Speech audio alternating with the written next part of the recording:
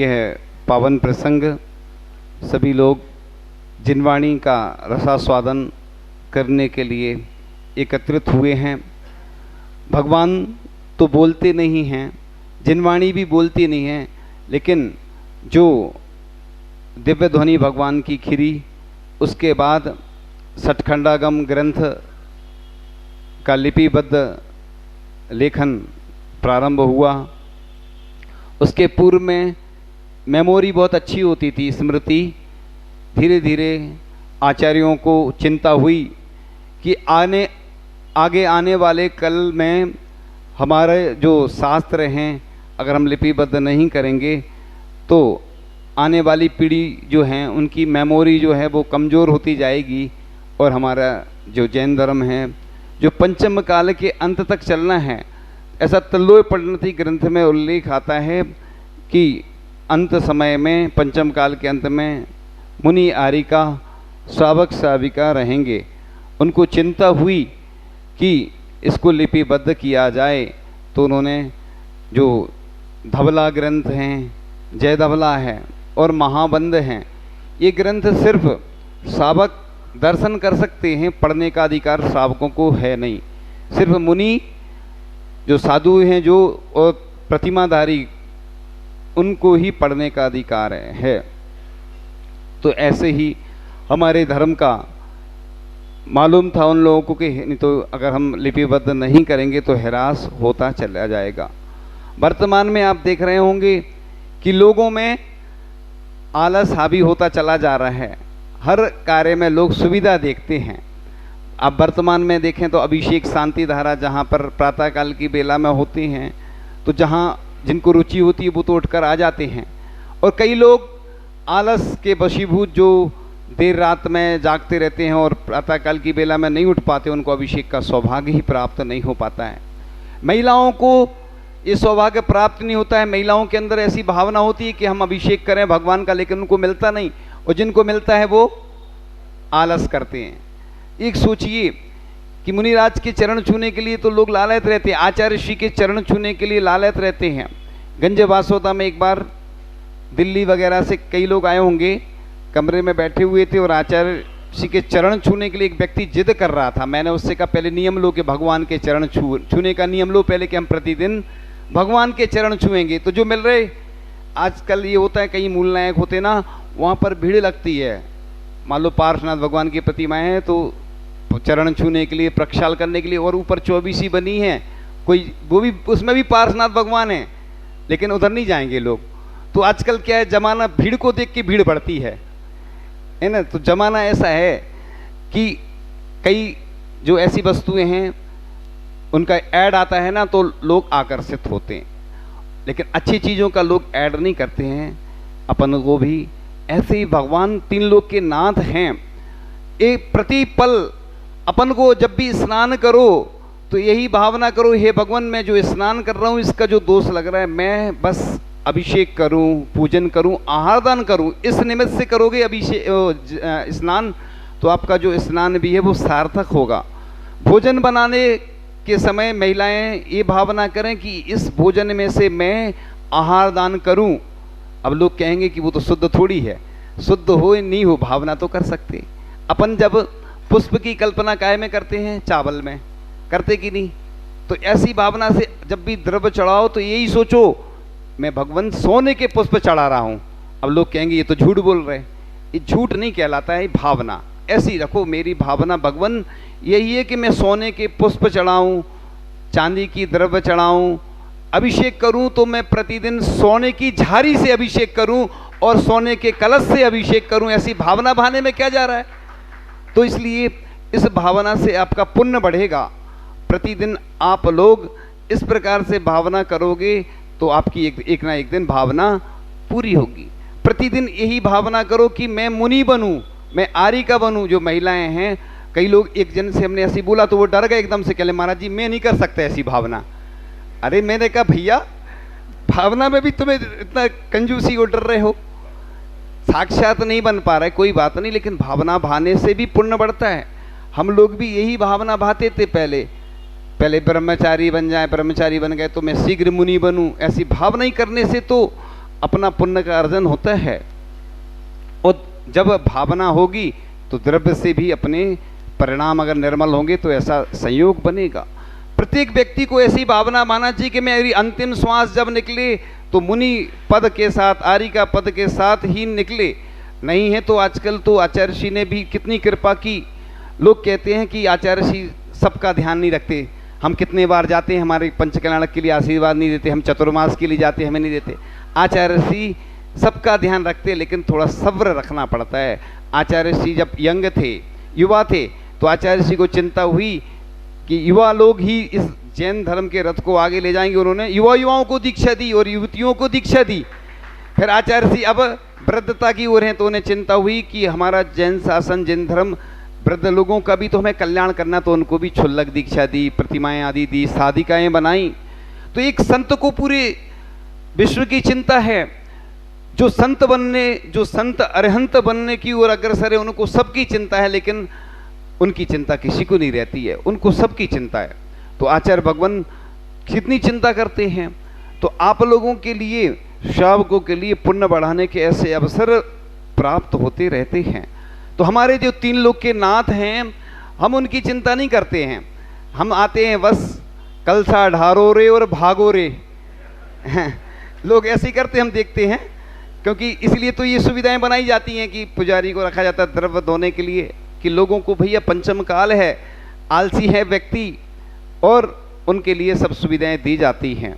इसलिए ये अकेला सिर्फ अभिषेक करना, पूजन करना ही महत्वपूर्ण नहीं है। हम मंदिर में जो भी वस्तु दान देते हैं, चाहे भगवान के वो चमर हो, चाहे छत्र हो, तो ऐसा लिखा है कि भगवान का जो छत्र है वो कैसा होता है, भगवान का जो पूरा चेहरा, नाक और जो कान होते हैं ना, पूरे ढकना चाहिए। ये 3 लोग का प्रतीक होता है। इसी प्रकार से भगवान के आगे 64 चमर ढुरते हैं, 32 इंद्र चमर ढुराते हैं। ये पुण्य बढ़ाने के साधन हैं। लोग कहते हैं कि मैं बीमार रहता हूँ, परेशान रहता हूँ, तो हम तो हमेशा यही बोलते कि तुम कुछ नहीं करो, बस अच्छी भावना करो और भगवान को अच्छी वस्तुएं अर्पण करो, तो आपका पुण्य अपने आप बढ़ेगा। कोई बीमार है तो क्या करे, वो बीमार है तो औषधि दान करे। औषधि दान करने का अवसर जब भी प्राप्त होता है, तो जो पात्र अच्छे होते हैं ना, उत्कृष्ट पात्र, मध्यम, जघन्य, उन पात्रों को औषधि दान करें। नहीं करते तो भावना तो करें। ऐसा लिखा ना, तत्वार्थ सूत्र में आता है ना, अंतिम उसमें पैराग्राफ में आता है ना, जम सकई तम की रही। तो जो कर सकते हैं वो करें, जो नहीं कर सकते उसकी भावना करें। ऐसा नहीं सोचें कि सिर्फ जैन धर्म पैसे वालों का है। लोग कहते हैं, ये तो सही बात है, लोग हम देखते हैं अपना जैन धर्म महंगा तो है। क्यों है? अपने यहाँ जो भी काम होते हैं ना, वेदी प्रतिष्ठा होगी, फिर पंचकल्याणक होंगे, तो अपने भगवान इतने सस्ते नहीं। कई बार शांति धारा होती तो लोग कहते छोटी सी राशि में कर लो, या कोई छोटा सा काम कर लो, ऐसे ही कर लो। तो हम कहते भैया हमारे भगवान कितना वैभव त्याग के गए हैं और इस पद को तब प्राप्त किया, इसलिए तो दुनिया भागती है। आचार्य श्री के पीछे कितने सारे लोग भागते। देखो, कई लोगों को अवसर ही प्राप्त नहीं होते कि हमें चरण छूने मिल जाएं, आचार्य श्री हमारी ओर देख ही लें। लोग, एक बार एक बुढ़िया थी, वो जैन नहीं थी, उसने सोचा कि हमें आचार्य श्री का पाद प्रक्षालन करना है। सबको देख रही थी, वह आचार्य श्री की अगवानी हो रही थी। उसने क्या किया, आचार्य श्री जैसे ही निकले और भीड़ तो चल ही रही थी आचार्य श्री के साथ, उसने लोटा फेंक दिया अपना, और उससे जल जो निकला और आचार्य श्री के चरणों को स्पर्श कर गया, तो बुढ़िया की लुटिया गजब कर गई।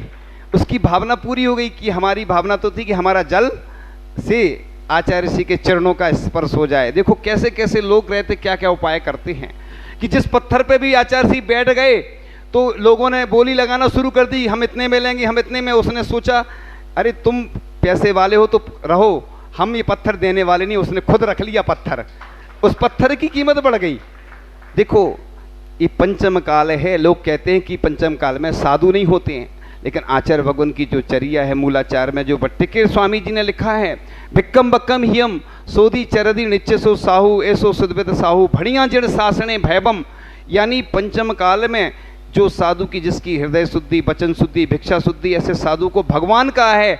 और आचार्य भगवान तो आप जानते ही उनकी चर्या, वो बोलते हैं आचार्य भगवान कि वो निदान नहीं होता है, नहीं तो आज मैं लोकांतिक देव का भी निदान कर लेता, क्योंकि एक भव में मोक्ष एक भवतारी होती है, लोकांतिक देव बनते। आप पंचकनालक में देखते होंगे 8 आते ना, जो संख्या तो और ज़्यादा होती, वो वैराग्य की अनुमोदना करने आते हैं। ब्रह्म ऋषि का है, स्वर्गों में जहाँ भोग इतना प्रचुर मात्रा में रहता, उधर भी ब्रह्मचारी रहना कितना कठिन है। ऐसे देव ब्रह्म ऋषि कहा है उन्हें, लोकांतिक देव ब्रह्मचारी रहते हैं वो स्वर्गों में।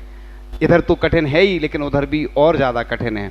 तो आचार्य भगवान ऐसे भगवान की चरणों में बस हमारी तो यही भावना है कि वह लोकांतिक देव ही बने और अति शीघ्र मोक्ष को प्राप्त करें और आगामी तीर्थंकर बने।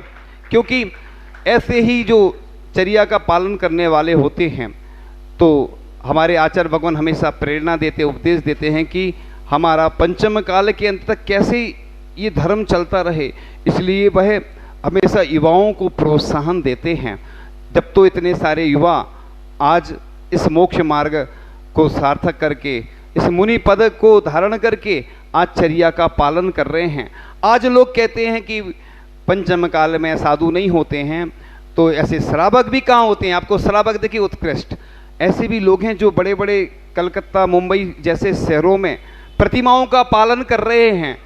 लोग कहते हैं कि हमें देखने को नहीं मिलते ऐसे साधु, ऐसे श्रावक नहीं मिलते हैं, लेकिन वह अच्छे से प्रतिमाओं का पालन कर रहे हैं। संबेशेखर जी की वंदना करने के लिए गए, परिक्रमा करने के लिए गए, और गणेश प्रसाद बड़नी जी गृहस्थ अवस्था में थे, उनका कंठ सूख रहा था और उन्होंने कहा, हे पार्श्वनाथ भगवान, मेरा कंठ अवरुद्ध हो रहा है। उन्होंने ये नहीं कहा भगवान पानी की व्यवस्था कर दो, हे भगवान अब आप जानो।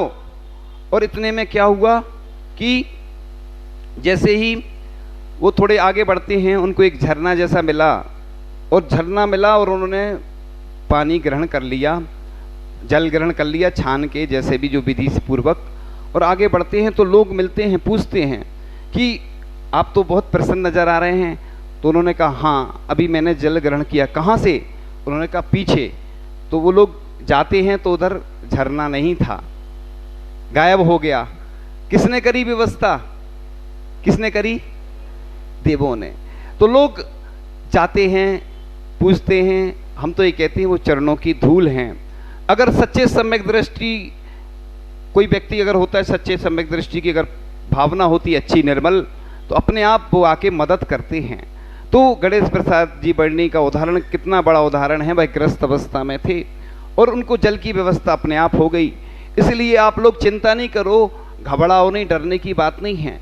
हमारे जैन धर्म में, जैन दर्शन में बस अच्छी जो सच्ची श्रद्धा रखता है, बस उसकी भावना अवश्य पूर्ण होती है। तो इस प्रकार से मंजिल पर ही रुकना हमको, हो कितनी भी दूर, लंबी राह नहीं कर सकती हमें कभी मजबूर। तो जो होता है मजबूत, उसे नहीं कपाता कभी यमदूत। तो आप लोगों को परेशानियां तो होती हैं, कई बार लगता तो है कि जैन धर्म बहुत कठिन धर्म है। ये तो हम भी मानते हैं कि तलवार की धार पे चलने के समान कहा गया है मुनिव्रत को।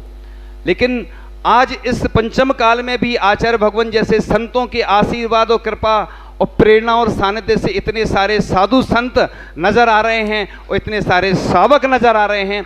ये अतिशय नहीं है तो और क्या है, क्योंकि ऐसा सुनते हैं कि पंचम काल में हीन ही हीन सब मिलना है। लेकिन कोई कह रहा था ये तो हमारा पुण्य है कि देखो आज जो छोटे छोटे बच्चे आहार देते हैं, देखते हैं, अभिषेक करते हैं। पहले सिर्फ बूढ़े लोग ही अभिषेक करते थे और आज युवा लोग अभिषेक करने में आगे आए हैं। तो ये आचार्य भगवान की ही कृपा और आशीर्वाद का फल है। इसलिए घबराने और डरने की बात नहीं है। बस कदम से कदम मिलाते हुए आप लोग इसी तरह इस जिन शासन की प्रभावना में लगे रहें। कभी परेशानियां तो आती हैं, तो श्रेयांसी बहु विज्ञानी, श्रेयांसी बहु विज्ञानी यानी अच्छे कार्य में ही विघ्न आते हैं। आप लोग सोचते होंगे कई जगह के मंदिर बन रहे हैं, वो अधूरे हैं, क्यों नहीं बन रहे हैं? तो कुछ परेशानियां जाती हैं। लेकिन हम बस प्रयास ये करें कि जो भी अच्छे कार्य हो रहे हैं उसमें तन मन धन से जुड़ें। अपन क्या करते हैं, कई बार एक दूसरे को देख नहीं पाते हैं। कई बार कोई अगर आगे बढ़ रहा है तो उसको आगे बढ़ने नहीं देते, टांग खींच देते हैं। इस कारण से वो आगे नहीं बढ़ पाता है। तो हमारा ये कर्तव्य है कि हमारे जो भी मंदिर बन रहे हैं, जो भी परोपकार के गौशाला है, हथकरघा, जो भी अच्छे कार्य हो रहे हैं, उसमें हम क्या करें, कि बढ़ चढ़कर हिस्सा लें, नहीं हिस्सा ले पाते, कुछ दान नहीं दे पाते हैं तो कम से कम उसमें सहयोग करें। क्योंकि आचार्य भगवान की कृपा हुई, आचार्य जी ने जब देखा कि हमारा जो पानी छानने का वस्त्र है उसमें मटन टैलो नाम का अशुद्ध पदार्थ मिलता है, तो आचार्य जी ने प्रेरणा दी कि नहीं, हमें शुद्ध वस्त्र बनाना है। लोग सोचते होंगे एक संत को क्या पड़ी है कि ये सब कार्य करें, तो उन्हें मालूम है कि श्री जी का जो हम प्रक्षाल करते हैं प्रातःकाल की बेला बड़ी भावना से आते हैं और प्रक्षाल करते हैं। जब प्रक्षाल का वस्त्र ही जब अशुद्ध है तो क्या आप शुद्धि का पालन कर पा रहे हैं?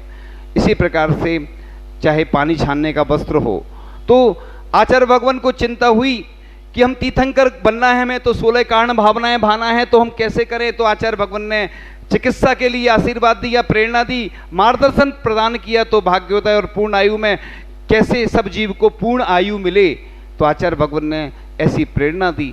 आचार्य भगवान को चिंता हुई कि हमारी जो बालिकाएं आज पूरे देश में सबसे ज़्यादा घटनाएं घट रही हैं और सुरक्षा नहीं है, तो उन बालिकाओं की सुरक्षा के लिए उन्होंने प्रेरणा दी और प्रतिभा स्थली जैसे 5 संस्थान आए और आचार्य भगवान की प्रेरणा आशीर्वाद से ही सब जीवों का कल्याण हो, तीर्थंकर बने। तीर्थंकर प्रकृति कैसे इसका बंद हो, तो वो उसी व्यक्ति को हो सकता है जो ऐसी 16 कारण भावनाएं भाता है। तो ऐसे हमारे आचार्य भगवान तीर्थंकर बने। आगामी समय में हम सब की यही भावना है। और आप लोगों को जिनवाणी का भी ध्यान रखते हुए उसकी वैयावृत्ति करना चाहिए। कई लोग प्रतियोगिता करते हैं, क्या करते हैं, शास्त्र सजाओ प्रतियोगिता। लोग क्या करती हैं, महिलाएं शास्त्र को सजा देती हैं, जो अच्छे नए शास्त्र रहते हैं उनको सजा दे देती हैं। क्या देती हैं? सजा नहीं देना है। पुराने ग्रंथों को घर पे ले जाओ और अच्छे से सजा के लाओ, वैयावृत्ति करो उनकी, ये महत्वपूर्ण है। नए ग्रंथों को सजाना नहीं है। तो शास्त्र समारोह प्रतियोगिता पूरे देश में आयोजित होना चाहिए। और हमारे जो ग्रंथ जीर्ण शीर्ण हो रहे हैं, ऐसी महिलाएं अचार भी मंदिर के लिए प्रदान करें, और भी जो वस्तुएं अच्छी वस्तुएं जो शास्त्र में उपयोगी होती हैं उनको करें। ऐसे जो भगवान के अष्ट प्राति और अष्ट मंगल द्रव्य होते हैं, ऐसा बरांग चरित्र में उल्लेख आता है कि राजा बरांग जब घर से आता था, शुद्ध वस्त्र पहन के आता था, पूजन के लिए अपने घर से द्रव्य लाता था धोके, अभिषेक के लिए जल नहीं लाता था, पूजन तो दूर से करना भगवान की, तो घर से ही द्रव्य लाता था धो करके। आपके यहाँ भी व्यवस्था है, नहीं तो द्रव्य घर से लाके इधर पूजन करें। और अष्टमंगल द्रव्य अष्ट प्रातिहार प्रदर्शित करते हुए वह पूजन करता था। तो ऐसे लोग अच्छे से भगवान के अष्टमंगल द्रव्य अष्ट प्रातिहार व्यवस्थित करते हुए अच्छे से पूजन अर्चना करें और पंचम काल के अंत तक हमारा यह जैन धर्म चलता रहे। इन्हीं भावनाओं के साथ परम पूज्य आचार्य भगवान गुरुदेव श्री ईश्वर विद्यासागर जी महामुनि राज की